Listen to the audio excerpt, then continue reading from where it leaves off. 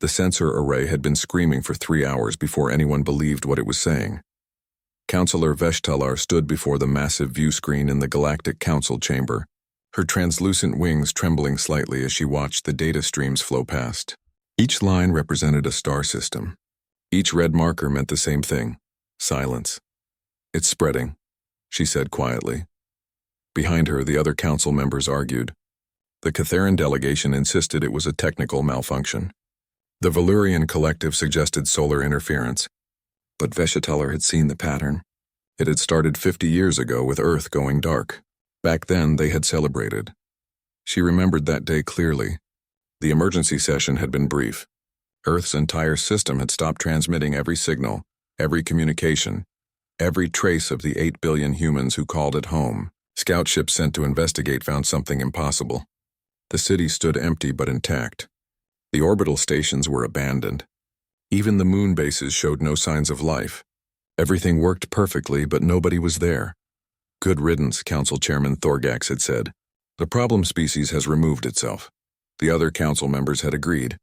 Humanity had been trouble from the moment they developed faster than light travel. They asked too many questions. They refused to accept the established order. While other young species knew their place and waited centuries for advancement through council ranks, humans demanded immediate seats at every table. They wanted access to restricted technologies. They wanted to expand into systems the council had reserved for elder races. Most disturbing of all, they refused to stop researching dangerous fields. Quantum mechanics, reality manipulation, temporal theory. The council had politely suggested these areas were too hazardous for such a young species. Humanity had politely ignored them. So when Earth went silent, the council called it voluntary exile. Perhaps the humans had finally understood they were not ready for galactic society. Perhaps they had destroyed themselves in some reckless experiment. Either way, the problem was solved. Except it was not solved. 6 months after Earth's silence, a mining colony in Sector 47 stopped responding. The council sent an investigation team. They found the colony intact, equipment running, but every living being simply gone. 3 months later, it happened again. Then again. The incidents were scattered, seemingly random, affecting multiple species across vast distances. Then the pattern became clear. Every silent system was connected to the previous one by established trade routes. Every silent system was within the region where human ships had once traveled. The silence was spreading outward from Earth like ripples in a pond, and it was accelerating. Captain Thren of the Catharan Defense Fleet had been assigned to investigate. She was practical, experienced, and loyal to the Council without being blind to its flaws. Her ship, the Steadfast Duty, was among the finest in the fleet. She had chosen her crew carefully for this mission. They jumped into the Kepler 442 system expecting answers. Instead, they found more questions. The Human Research Station orbited the fourth planet, a facility that had once housed 200 scientists studying exotic matter. Thren's team boarded through the main airlock. Emergency lights flickered in the corridors. The air was stale but breathable. Workstations showed active projects. Half-finished meals sat in the cafeteria. Personal quarters contained clothing and photographs. But no people. "Captain," her science officer called out, "I've found something." In the main laboratory, a holographic display was running on loop. It showed a human woman, perhaps 60 years old, with dark hair streaked with gray and tired eyes. She wore a standard research uniform. Behind her, alarms were clearly sounding. "This is Dr. Sarah Miara, chief researcher of Station Kepler 442 Gamma. If you're seeing this, we're already gone. I don't have much time, so I'll be brief. This is not an attack. This is not an accident. This is a choice." The image flickered. Dr. Miara glanced over her shoulder at something off-screen. The Council believes it can control which species have access to advanced technology.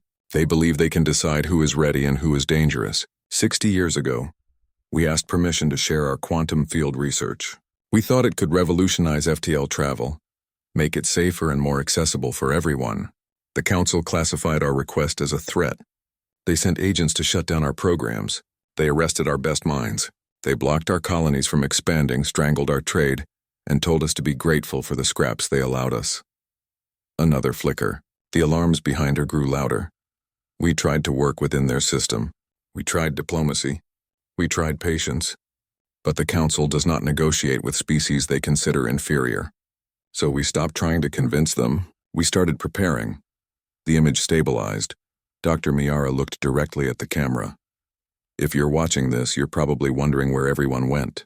We evacuated. Every human from every station, every colony, every ship. We're still here, just not where you can find us. And we've been very busy. She smiled, but there was no warmth in it. Earth going dark was not the end. It was the beginning. We've discovered things the Council said were impossible. We've learned to touch the quantum field itself, the foundation that makes your precious FTL travel work. And now we're going to teach the galaxy a lesson about consequences. The recording ended abruptly.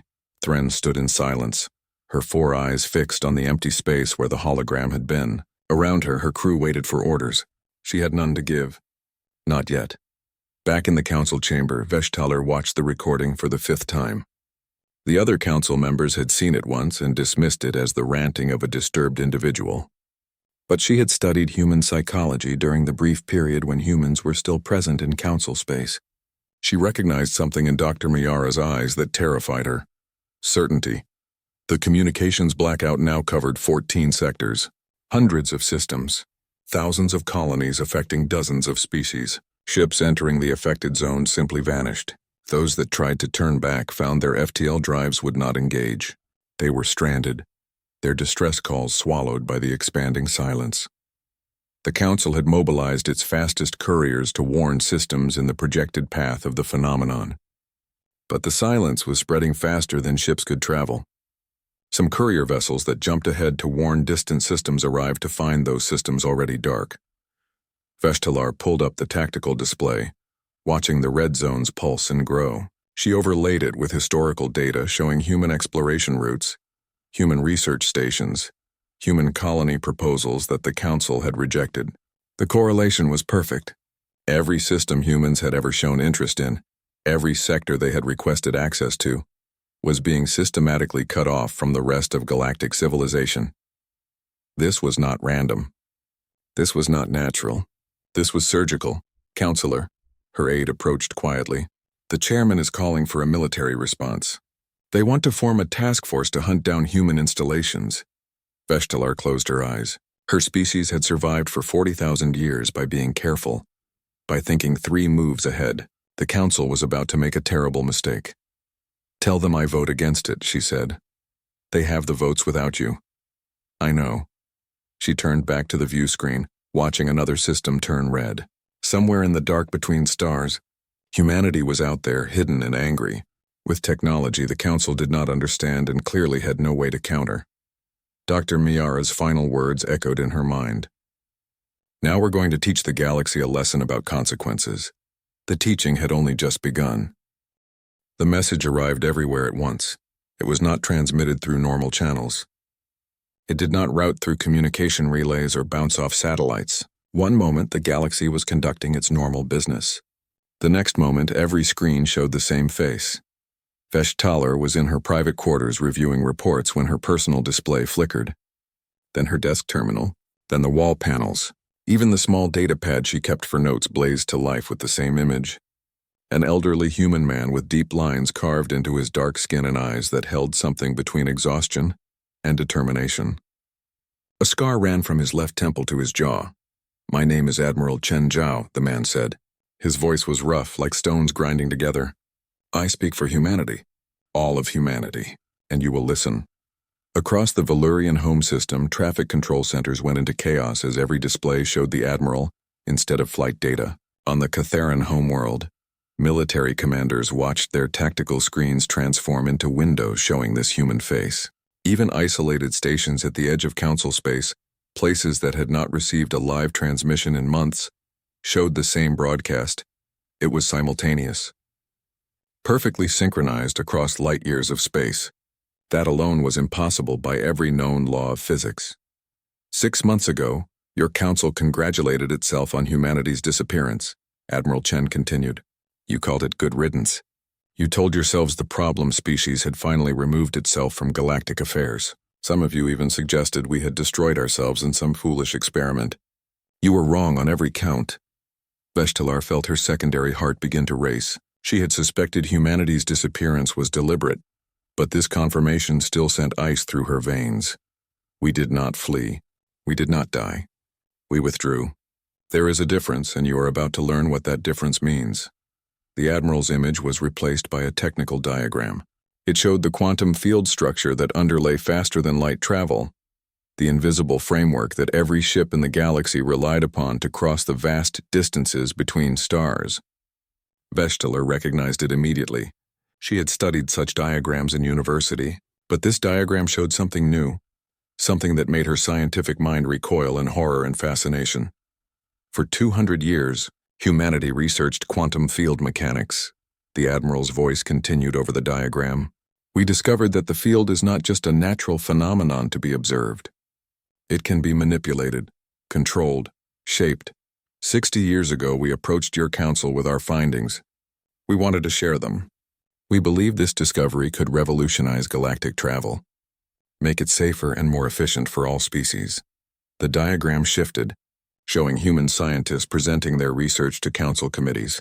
Veshtaler remembered hearing about these presentations years ago, though the details had been classified above her clearance level at the time.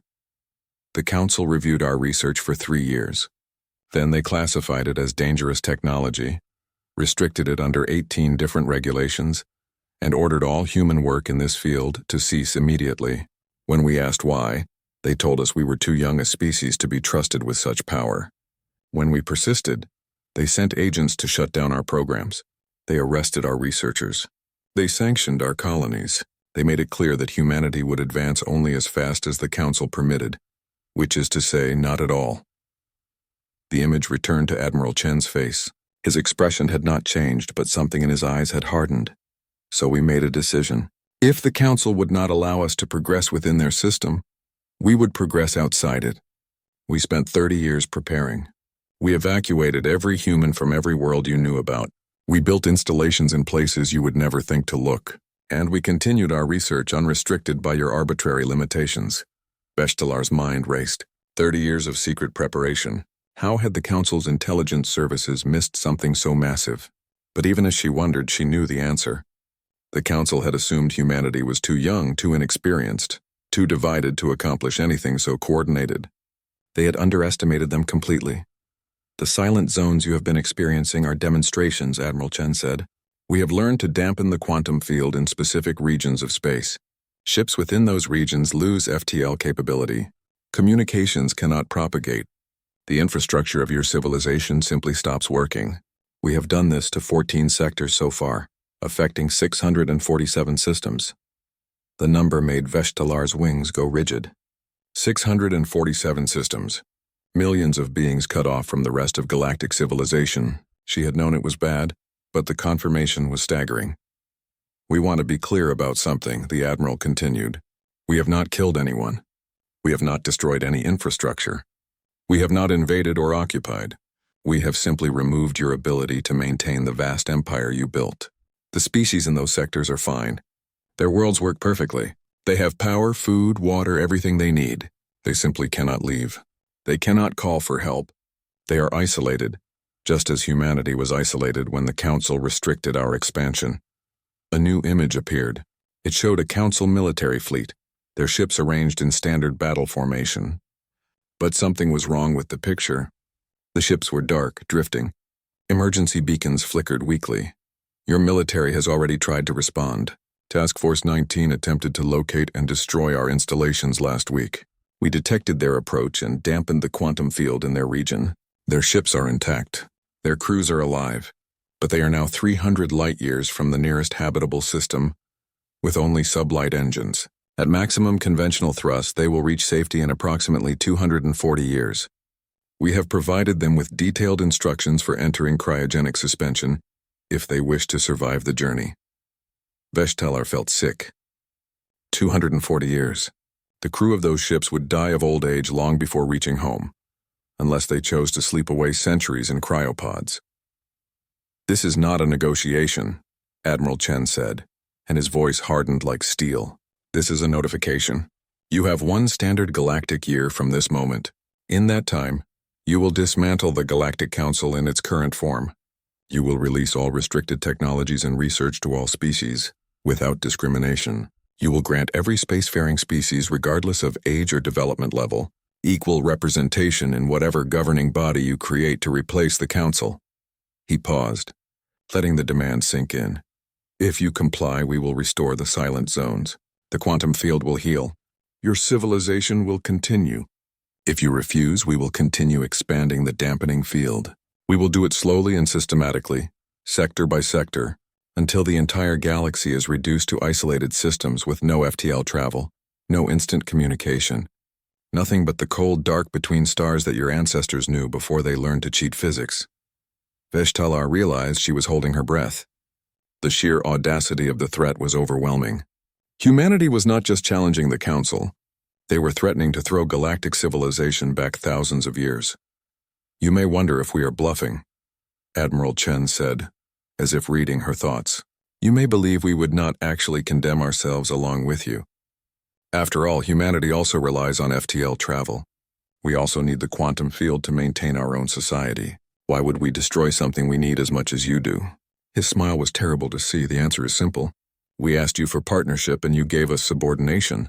We offered you cooperation, and you responded with restrictions.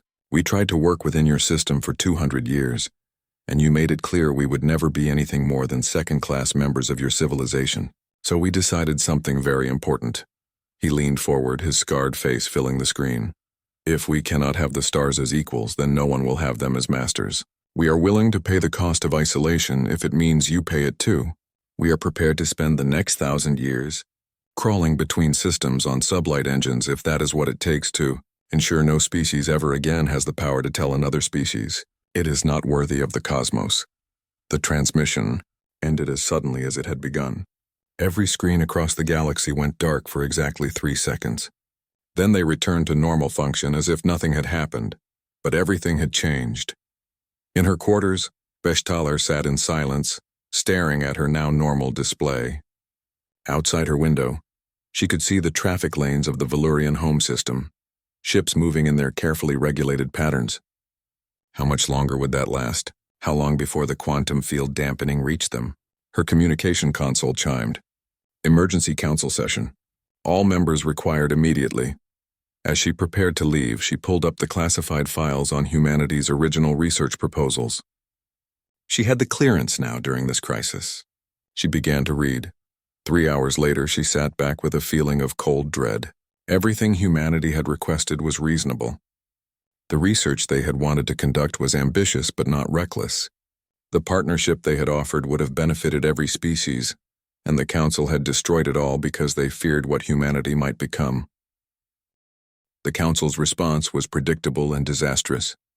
Chairman Thorgak stood before the full assembly, his massive form radiating confidence that Veshtalar knew was entirely misplaced. Around the circular chamber, representatives from 47 species watched and waited. The chamber itself was a monument to Council power, carved from a single massive asteroid and positioned at the gravitational balance point between 3 stars. We will not negotiate with terrorists, Thorgax declared. His voice echoed off the crystalline walls. Humanity has made demands that would destabilize 10,000 years of galactic order. They have attacked our infrastructure, threatened our citizens, and held our civilization hostage. The only appropriate response is overwhelming force. Veshtalar rose from her seat. Chairman, if I may speak. Councillor Veshtalar, Thorgax acknowledged, though his tone suggested he would prefer she remain silent. Humanity has not killed anyone. They have not destroyed property. They have isolated systems, yes, but those systems remain functional. Perhaps we should consider why they are making these demands rather than simply refusing them. Are you suggesting we surrender to their extortion? The Catharan representative stood, his scales flushing red with anger. My people have 3 colonies in the silent zones. 3 worlds cut off from our homeworld, from supply lines, from support. This is an act of war, is it? Veshtalar kept her voice level. Or is it precisely calibrated retaliation for acts we committed first? The chamber erupted in arguments. Veshtalar had expected this. She had spent the last 3 days reviewing classified council files, documents that detailed decades of operations against human interests. What she found had shaken her faith in the institution she had served for 80 years. The Council had not simply rejected humanity's quantum field research, they had actively sabotaged it. Human scientists had been arrested on false charges. Research stations had suffered mysterious accidents. Trade agreements favorable to human colonies had been blocked through bureaucratic delays. Colonial expansion requests had been denied based on regulations that were selectively enforced, applied to humans but ignored for elder species. The Council had, quite deliberately, attempted to keep humanity small, contained, and powerless. Order. Thorgak slammed his fist on the podium. The Council will vote on military authorization to locate and neutralize human installations by any means necessary. Those in favor? 34 voices agreed. 10 voices, including Veshtalar's, opposed. 3 abstained. The authorization passed. Veshtalar left the chamber feeling like she had just witnessed the Council vote for its own destruction. Across the galaxy, the Council mobilized its forces. Every member species contributed ships to a combined fleet of unprecedented size. 5,000 vessels representing the military might of dozens of civilizations. They were organized into hunter groups, each tasked with searching a different sector for human installations. Admiral Korath of the Valurian Collective commanded the largest group. He was confident. Humanity might have clever technology, but the Council had numbers, experience, and the combined knowledge of species who had been traveling the stars when humans were still living in caves. His fleet jumped into Sector 89, a region of dense asteroid fields where intelligence suggested humans might be hiding. Their sensors swept the area, looking for power signatures, thermal emissions, anything that might indicate a hidden base. They found nothing. 3 days later, Admiral Korath sent a priority message back to Council space. Then his ships went dark. Captain Thren had been reassigned after her investigation of the abandoned research station. Her new orders were to join Hunter Group 7, tasked with searching the Outer Rim territories. She had argued against the military operation, but orders were orders. Her ship, the Steadfast Duty, was part of a formation of 200 vessels moving through a region humans had once called the Kepler Belt. It was a vast area of rogue planets and brown dwarf stars, systems too cold to support life but perfect for hiding. Captain, her sensor officer reported, I'm detecting unusual quantum field fluctuations ahead. Thren stood from her command chair. What kind of fluctuations? I'm not sure. It's like the field is becoming unstable, but the pattern is too regular to be natural. All ships halt advance, Thren ordered over the fleet communication channel. Raise shields and prepare for... The quantum field collapsed. One moment Thren's ship had full power, active FTL drives, and connection to the rest of the fleet. The next moment everything went dark. Emergency lights flickered on. The ship's main reactor was still functioning, but every system that relied on quantum field interaction had simply stopped, including their FTL drives. Report, Thren barked. Her engineering officer's voice was shaky. Captain, the quantum field has been dampened in this entire region. Our FTL drive is useless. Communications array is down. We're on backup power only. The rest of the fleet? I can see them on optical sensors, but I can't contact them. We're completely isolated. Thren moved to the main view screen. It showed the other ships of Hunter Group 7 drifting in space, dark and silent like her own vessel. They were intact, not damaged or destroyed, just suddenly and completely cut off from the technology that made interstellar civilization possible. A new message appeared on her screen, text only, somehow bypassing their disabled communication systems. You were warned. Return home by sublight engines. It will take approximately 170 years at maximum sustainable thrust. We have included coordinates for the nearest habitable system, which you can reach in only 40 years. Choose wisely. The departed. Thren felt her stomachs clench. 170 years. Her species lived perhaps 90 years on average. Everyone on these ships would die before seeing home again. Captain, her second officer said quietly, what do we do? Thren looked at her crew. They were scared. They had every right to be. She made a decision. We survive, she said. Plot a course to that habitable system. Full sublight speed. And someone inventory our supplies. We're going to be traveling for a long time. Similar scenes played out across the galaxy. Every hunter group that got close to finding human installations found themselves suddenly stranded. Some chose to aim for home despite the impossible journey time. Others headed for the nearest habitable worlds, planning to settle and hope for eventual rescue. A few ships panicked, and those panics sometimes turned violent as crews split over what to do, but none of them died. Humanity's attacks remained perfectly calibrated to disable but not destroy. Meanwhile, the silent zones continued to expand. Humanity was not waiting for the Council to hunt them down. They were continuing their systematic isolation of sector after sector. The pattern was clear now. They were working inward, cutting off the outer territories first, then moving toward the core worlds. Veshtalar stood in her office reviewing damage reports. They were not really damage reports, she thought bitterly. Nothing was damaged. Everything just stopped working. 300 sectors silent now.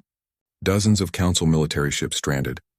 And no way to fight an enemy they could not find. Her console chimed with an encrypted message. She hesitated before opening it. The encryption was old, a protocol that had been retired 50 years ago.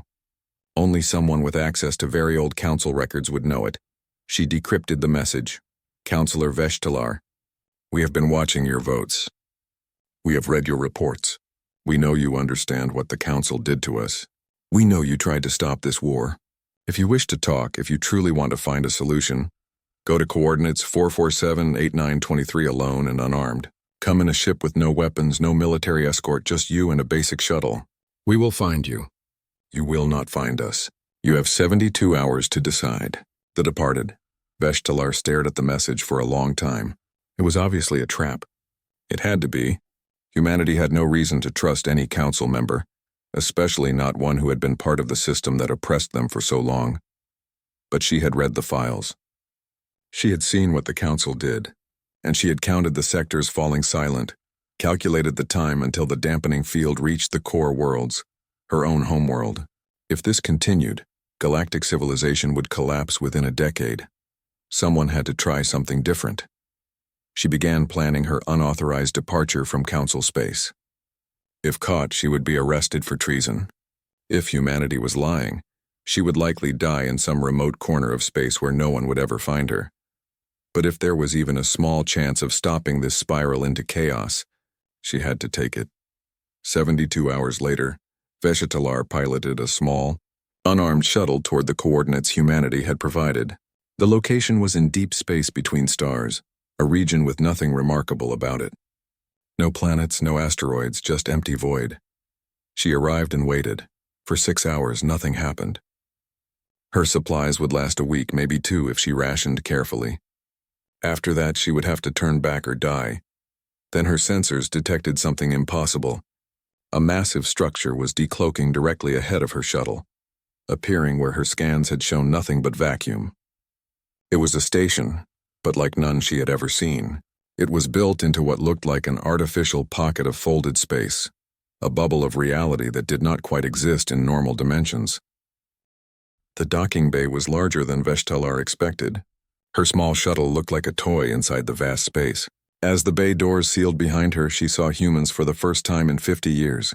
They were different from how she remembered. The humans who had walked council halls had worn formal diplomatic attire, had smiled politely, had played by the rules even as those rules strangled them. These humans wore practical work clothes, moved with military precision, and carried weapons openly. They looked tired. They looked dangerous. A woman approached as Veshtalar descended from her shuttle. She was young, perhaps 30 in human years, with short dark hair and a scar across her forearm. Her expression was neutral, but her eyes missed nothing. Councillor Veshtalar, I'm Lieutenant Sarah Chen. Welcome to Installation 7, please follow me. The Admiral is waiting. They walked through corridors that seemed to fold in impossible ways. Veshtalar's sense of direction, usually perfect, became completely confused. They were inside the pocket dimension she had detected, she realized. The station existed partially outside normal space. No wonder the Council had never found these installations. They passed crew quarters, maintenance sections, what looked like schools with human children studying. That surprised her. She had assumed these installations would be purely military, but humans had brought their families. Their children had been born here, grown up here, never seeing a planet or feeling natural sunlight. Lieutenant Chen noticed her looking. We've had a generation grow up in these installations. They've never known anything but this war. Something to think about, Counselor. What your Council's actions cost us, Veshtalar said nothing. What could she say? They entered a command center filled with holographic displays showing star maps, fleet positions, and status reports. Admiral Chen Zhao stood in the center studying the data. He looked older in person than in his transmission, more worn down by the weight of what he was doing. "Counselor," he greeted her without turning around. "Thank you for coming. It was a risk." "Admiral," Veshtalar replied. "I came because I hope there is still a way to stop this before it destroys us all." "All?" The Admiral finally turned to face her. "It seems to me we're doing fine. Your civilization is the one collapsing. And when it collapses, what will you have won? A galaxy of isolated systems? Thousands of species trapped on their homeworlds, unable to reach the stars. Is that the future you want for your children?" Admiral Chen's expression hardened. "Better than the future your council offered us. Permanent subordination. Eternal second-class status. Watching every other young species learn the same lesson. Accept your place or be crushed." "I'm not defending what the council did," Veshtalar said quickly. "I've read the files. All of them.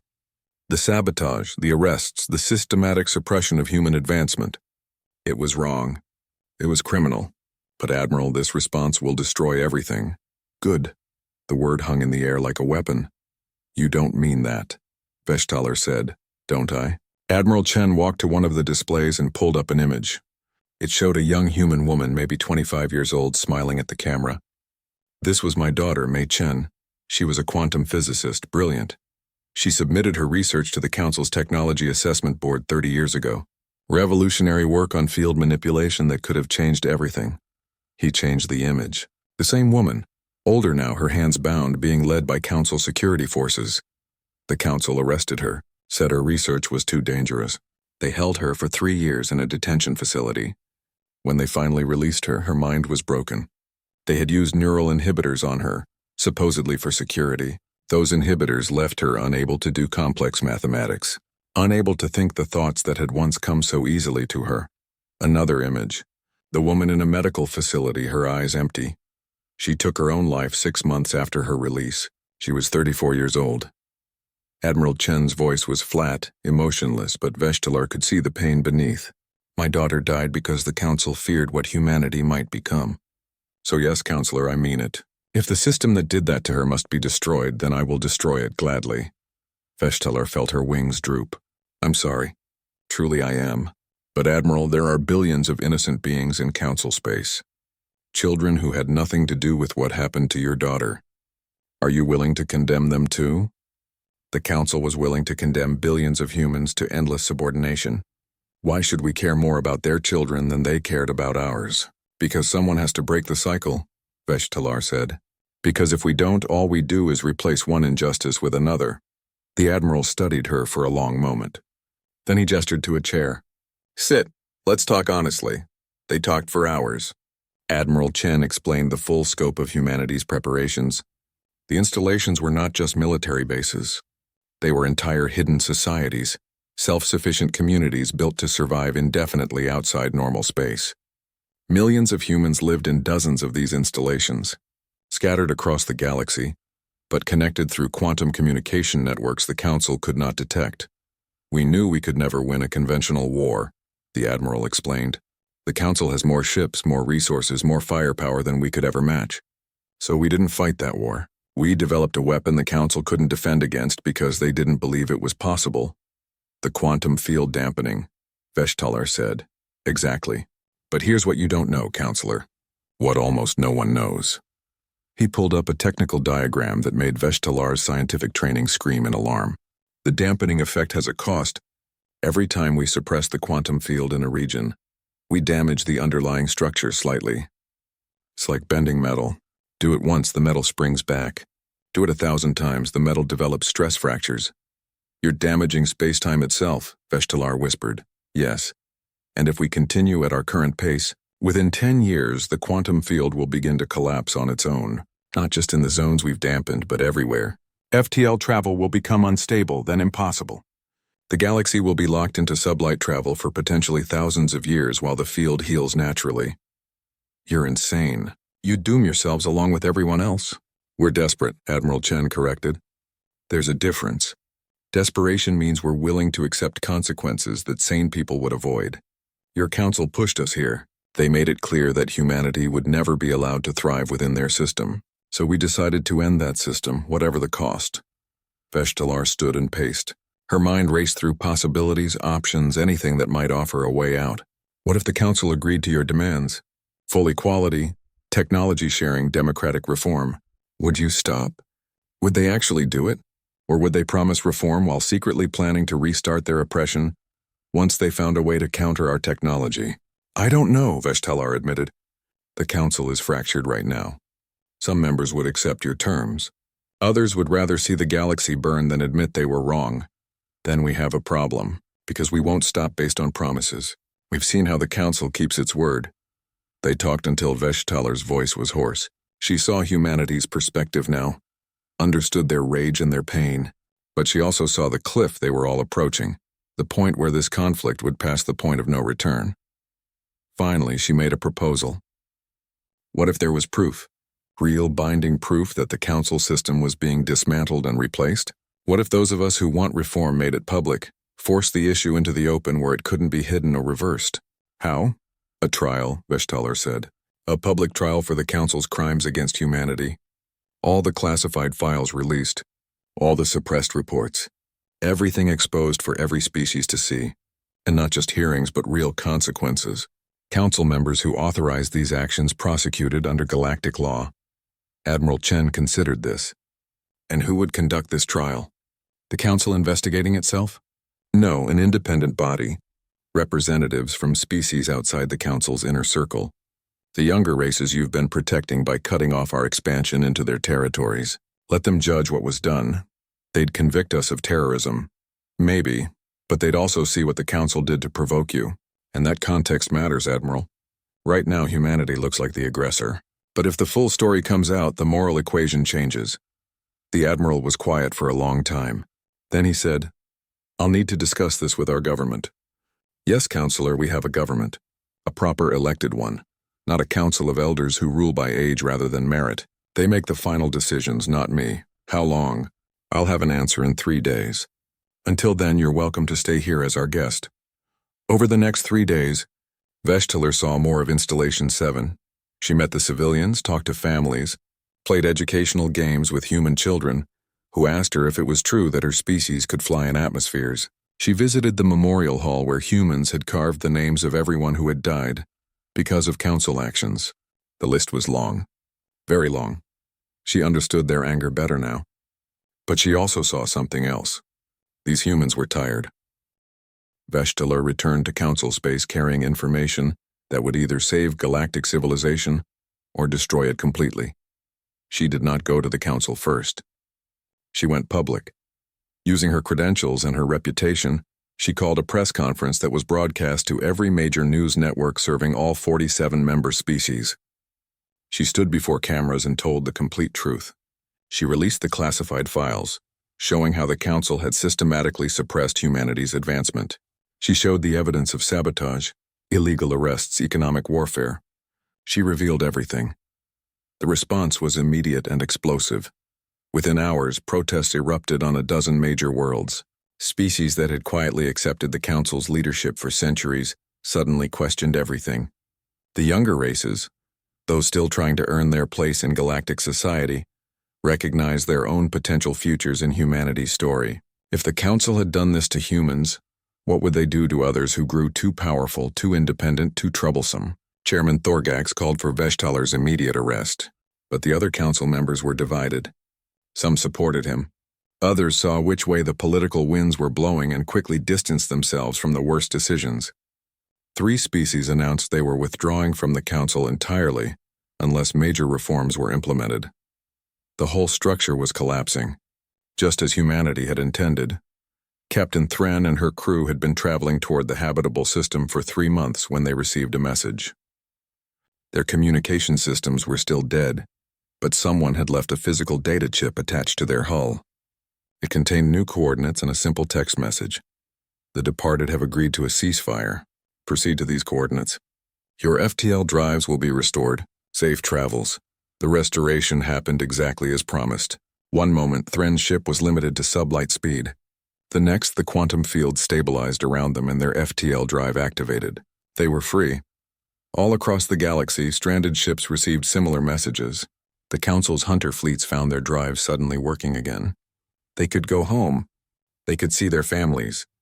They could sleep in their own beds instead of facing decades or centuries of slow travel through the void. Humanity was keeping its word. The trial took place on a neutral station, one built specifically for this purpose by a coalition of non-Council species. They called it Unity Station, and it orbited a yellow star in unclaimed space. Representatives from every spacefaring species attended. The proceedings were broadcast throughout the galaxy. The charges against the Council were extensive: suppression of technological development, illegal detention, economic warfare, conspiracy to maintain power through systematic discrimination. The evidence Vechteller had released was only the beginning. Once the floodgates opened, more documents emerged from every corner of Council space. Whistleblowers came forward. Former agents testified. The picture that emerged was damning. The Council had not simply made a few bad decisions about humanity.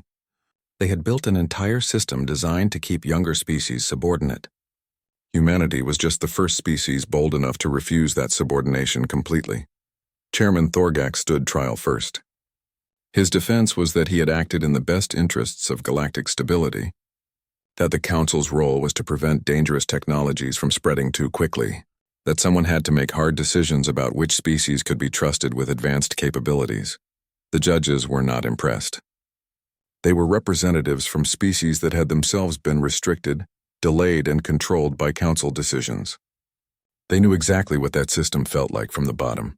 Thorgax was found guilty on 17 counts. His government position was stripped. His personal assets were frozen. He would spend the rest of his life under house arrest on his homeworld, a symbol of the old system's failure. Other Council members followed. Not all were found guilty. Some had genuinely tried to reform the system from within, but enough were convicted to make it clear that the old Council was finished. The harder question was what came next. Admiral Chen attended the Constitutional Convention in person. It was the first time most species had seen a human leader face-to-face in 50 years. He walked into the convention hall flanked by guards but not hiding behind them. He looked around at the assembled representatives from hundreds of worlds and spoke. "We didn't want to do this. We wanted to be part of your civilization. We wanted to contribute, to grow, to build something together. You forced us to become what you feared by refusing to let us be what we wanted to be. Don't make that mistake again." The debate lasted months. Every species had opinions about how the new government should work.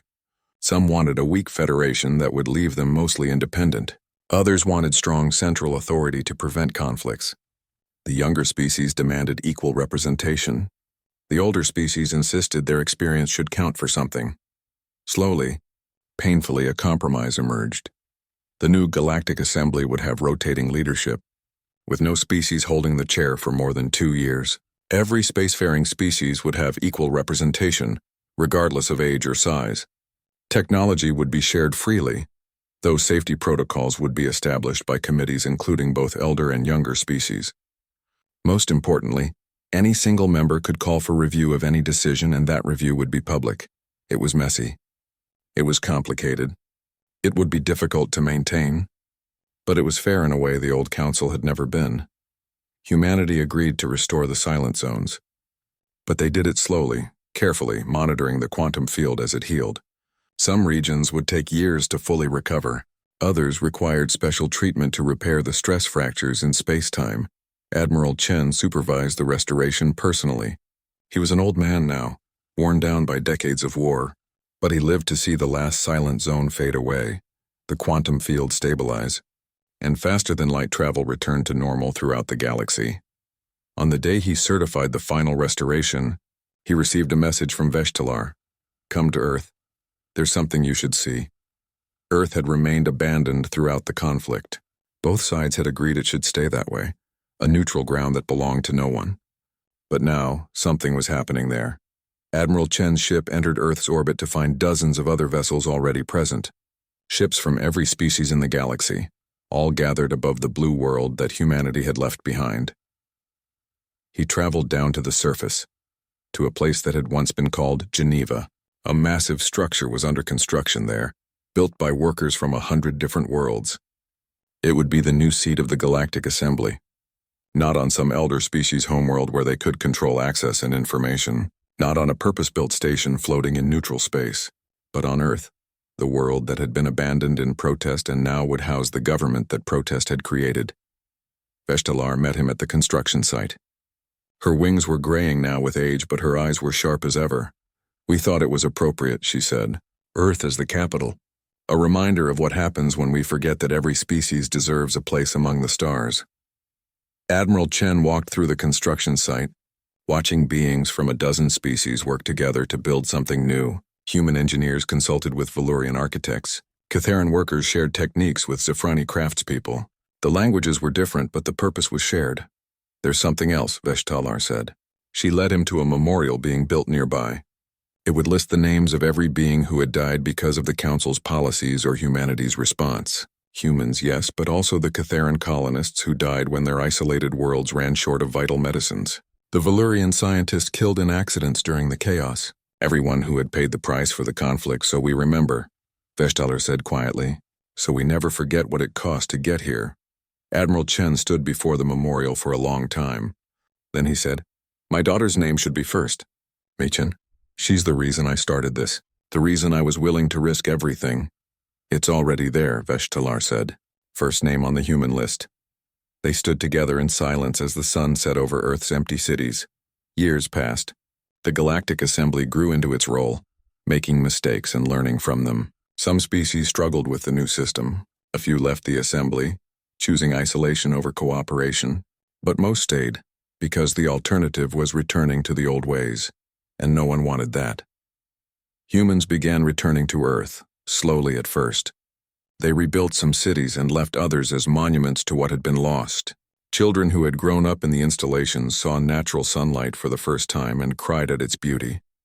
Captain Thren, now an admiral herself, attended the Assembly's 10th anniversary celebration on Earth.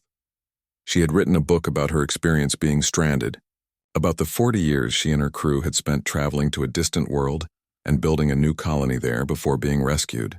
It had become required reading in military academies across the galaxy. She met a young human officer at the celebration, barely 20 years old, who told her she had read the book 3 times. "My parents were born in Installation 7, the human said. They told me stories about the war.